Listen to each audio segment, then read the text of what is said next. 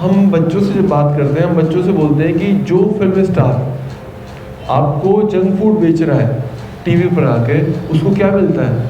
तो छोटा बच्चा बोलता है कि उसको मिलता है पैसा। और आपको क्या मिलता है? छोटा बच्चा बोलता है कि हमें मिलती है गलत, हमें मिलती है बीमारी। तो बच्चे समझ रहे हैं। अब क्यों है कि फिर भी समझते हुए भी हम लोग इससे दूर क्यों नहीं जा पाते? और हेल्थ एक बार गई तो गई, फिर वापस नहीं आप उसको ला सकते। मैंने बहुत सारे लोगों में, खुद में, मेरा वजन 135 किलो होता था, 135। और जब मेरी स्प्लिन निकाली तो मुझे एक स्टेप भी चढ़ना बहुत मुश्किल था। अब मैं पूरा देश में जा रहा हूँ। और इस सब के पीछे हमने अपने भोजन को सिंपल सा एक काम किया कि हमने सीधा किसान से खरीदना शुरू किया। और वो किसान मेरे पिताजी थे, मेरे पापा ने, मेरे फादर ने मेरे लिए की थी नेचुरल फार्मिंग की शुरुआत। तो आप लोग जो भी, हमारी तो यही विनती है, आप लोग जो भी सामान खरीदें, चाहे कोई राइस खरीदें, चाहे कोई मिलेट खरीदें, चाहे कोई ऑयल खरीदें, वो किसान से खरीदना शुरू करें। किसी को चोट लग जाए, किसी को हड्डी टूट जाए, उसका इलाज आसानी से हो जाएगा, पहले से जितना ही अच्छा हो जाएगा। लेकिन इन खान पीन के बदले जो हमें बीमारियां मिल रही हैं, इनका तो कोई इलाज ही नहीं है। आप लोग समझ सकते हैं, डायबिटीज़ का कोई इलाज नहीं है, सिवाय आपको अपने चीज़ों पर रोकथाम करनी पड़ेगी। ब्लड प्रेशर का कोई परमानेंट क्योर नहीं है, क्योंकि ये जो भोजन से बीमारियां आ रही हैं, इनका कोई इलाज नहीं है। दूसरी एक और खतरनाक स्थिति क्या है, ये बीमारियां न केवल हमें मिल रही हैं, हम अपनी आने वाली पीढ़ी को, आने वाले बच्चों को भी ये बीमारियां दे रहे हैं। मेरा नाम गौरव त्यागी है और मैं एक पदयात्रा कर रहा हूँ कश्मीर से कन्याकुमारी। और एक ही रीज़न है उसका, प्योर फूड सभी के लिए, गरीब हो, अमीर हो, शहर का रहने वाला हो, गांव का रहने वाला हो, प्योर फूड सभी के लिए। अब तक मैं 12 राज्यों से होके गुजर चुका हूँ, 12 स्टेट्स।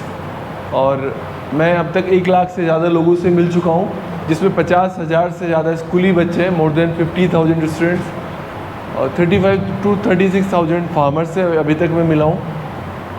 हम लोगों से ये बोल रहे हैं कि जैसे आप फैमिली डॉक्टर चुनते हैं, जो आप सब बनने वाले हैं, आपको शुभकामनाएं बहुत सारी।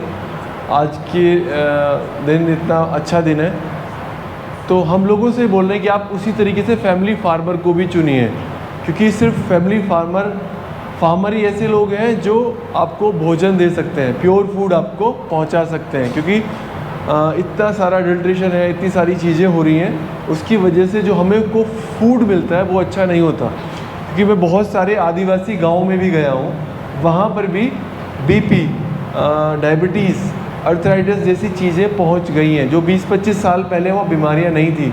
क्योंकि आप लोग अब मेडिकल फील्ड में आने वाले हैं, तो आप लोग इस बात को अच्छे से और भी अच्छे से समझ पाएंगे। तो मेरी आप सबसे रिक्वेस्ट है, प्लीज़ आप लोग जब भी आगे अपने अपने पेशेंट से मिला करेंगे तो प्योर फूड पर ज़रूर बात करना शुरू करिए कि भोजन आप कैसा ले रहे हैं।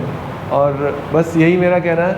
आपको बहुत बहुत सारी शुभकामनाएं, आप आगे बढ़ते रहिए और अपने परिवार वालों का खूब सारा नाम रोशन करिए। इस देश के लिए एक अच्छा ही मिसाल आप बनाएंगे, मुझे पूरी उम्मीद है। और इस देश में बहुत सारे अच्छे डॉक्टर्स की ज़रूरत है। तो मेरी तो आपसे ये रिक्वेस्ट है कि प्लीज़ आप लोग ज़रूर इस बात को, इस मैसेज को आगे पहुंचाइए कि अगर जैसा भोजन होगा वैसा हमारा स्वास्थ्य होगा। क्योंकि हम सब ने ये पता है, शुद्ध अन्न यानी शुद्ध मन। अगर शुद्ध अन्न होगा तो सब कुछ स्वस्थ हो जाएगा, सारी चीज़ें ठीक हो जाएंगी। इसीलिए मैं पदयात्रा कर रहा हूँ। आप इस मैसेज को सपोर्ट करिएगा, इस कोज को सपोर्ट करिएगा। हमारी कोई संस्था नहीं है, मैं नेचुरल फार्मिंग करता हूँ, मेरा बिजनेस है। उस बिजनेस को मैंने थोड़ा साइड किया, नेचुरल फार्मिंग करनी शुरू की। और चूँकि मुझे लगा कि मेरी जान बची है और मैं इस बात को लोगों तक पहुंचाना चाहिए मुझे अपने जीवन में एक बार, तो मैंने कुछ महीनों का समय निकाला और देश भर में पैदल चलना शुरू किया। मैं गांव-गांव चल रहा हूँ, शहर शहर चल रहा हूँ और लोगों से मिल रहा हूँ। तो प्लीज़ सपोर्ट करिएगा। देश भर में कोई भी जगह हो, हर एक व्यक्ति भोजन को अच्छा नहीं मिल रहा है उसको, और उसके वजह से उसको बहुत सारी बीमारियाँ हो रही हैं। मुख्य कारक भोजन ही है। तो मैं कैसे इस बात को लोगों तक पहुँचाऊँ, अपनी सीमित सामर्थ्य के होने के चलते। तो हमने ये पदयात्रा करने का संकल्प लिया और आज हम अभी 9 राज्यों में के बाद ये 10वां राज्य है और अभी कन्याकुमारी तक जाना है। हमारा एक छोटा सा ही एक प्रयास है और मैं तो वही भगवान का श्लोक लेके चलता हूँ। कभी डर आता है या घर जाने का कई बार लगता है तो हमेशा है कि कर्मण्येवाधिकारस्ते मा फलेषु कदाचन है। काम करना है, फल की इच्छा तो वो जैसे करेंगे, जैसे लोगों से मिलाएंगे और मिला भी देते हैं। कई बार ऊपर लोगों ने मुझसे से बोला कि जैसे जैसे हिंदी भाषी प्रदेश नहीं आएंगे कैसे होगा, लेकिन खूब प्यार मिल रहा है तेलंगाना में। अब देश भर में हम ये कह सकते हैं कि कोई भी गाँव हो, कोई भी शहर हो, सब अपने ही लोग हैं, बहुत अच्छे लोग हैं इस देश के। मैं बाकी देशों में भी गया हूँ लेकिन इतना अच्छा, इतना खूबसूरत देश हमें पता था। मैं पहले भी देश में घूमा हूँ लेकिन पैदल चल के जो इस देश को समझने की कोशिश की है और वो जो समझ में आया, ऐसी पुण्य भूमि, ऐसी देवभूमि पूरे विश्व में क्या ब्रह्मांड में कहीं ऐसा नहीं होगा जहाँ भगवान ने जन्म लिया और इतना सब कुछ बता दिया उन्होंने। जो ब्रह्मांडों के स्वामी हैं उन्होंने यहाँ जन्म लिया और आज हम सब उनके उसी भाव से यहाँ बैठे हुए हैं। तो मैं तो कभी भी मुझे कोई ऐसा विचार आता है, कभी भी कुछ ऐसा कुछ लगता है कि ये कैसे होगा, तो बस उनका नाम लेना, उनको याद करना और बस वही शक्ति है जो आगे बढ़ाती है। हर दिन मैं 25 से 30 किलोमीटर चलता हूँ। तो बहुत सारे छोटे छोटे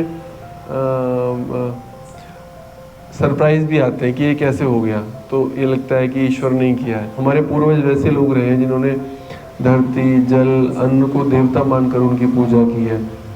देश में कोई भी हिस्सा हो, जब हम पूजा करते हैं तो कहीं पर चावल रखते हैं, कहीं पर कुछ रखते हैं, राइस, कुछ ऐसी चीज़ें रखते हैं ना जो हमारी खाद्य सामग्री होती है। और देश में हर एक प्रदेश ऐसा है कि उसमें कोई ना कोई पर्व जो मनाया जाता है, जो उत्सव मनाया जाता है, जो त्यौहार मनाया जाता है, उसमें हम अपने नए अन्न की पूजा करते ही हैं। और जो हमारे अन्न देवता हैं वो इतनी सारी विसंगतियों का शिकार हो गए हैं, चाहे वो हमारा लालच हो या हमारी अपेक्षाओं का बोझ हो, तो वो अन्न देवता इतने अब तो दूषित हो गए एक तरीके से कि हमारे शरीर में विकार आने लगे हैं। और ये विकार ऐसे विकार हैं कि ये हम अगली पीढ़ी को देके जा रहे हैं। जैसे हम संस्कार देके जाते हैं ना अपनी पीढ़ी को, ऐसे ही विकार भी हम अगली पीढ़ी को देके जा रहे हैं। क्योंकि इस वाले भोजन से जो बीमारियां हो रही हैं, वो बीमारियां ऐसी हैं कि वो सिर्फ हम तक सीमित नहीं है, वो बीमारियां हम आने वाली पीढ़ी को भी देके जाते हैं। जैसे किसी के घर में ब्लड प्रेशर हो जाए तो आने वाली पीढ़ी को भी हो जाता है, डॉक्टर बोल देते हैं। कोई अगर किसी को जो भोजन ऑटोइम्यून डिसीज़ है, अगेन वो दूसरी पीढ़ी को ट्रांसफ़र होती है। डायबिटीज़ है, अगेन वो दूसरी पीढ़ी को जाने के खतरा होता है। तो ये बहुत समझने वाली बात है, क्योंकि मैं आदिवासी गाँव में भी जब जाता हूँ तो देखता हूँ आदिवासियों को भी खास तौर से केमिकल का और ऐसे ख़राब भोजन के खाने के चलते बीमारियाँ होने लगी हैं जो उनके गाँव में पहले नहीं होती थी। तो मेरा आप सबसे हाथ जोड़ के ये रिक्वेस्ट है, क्योंकि हम संस्कृति के वाहक हैं, संस्कार भी अपने अगले पीढ़ी को देकर जाते हैं। तो बहुत ज़रूरी है कि हम एक अच्छा आहार अपनाएं और दूसरी पीढ़ी को हम कोई विकार न देके जाएं।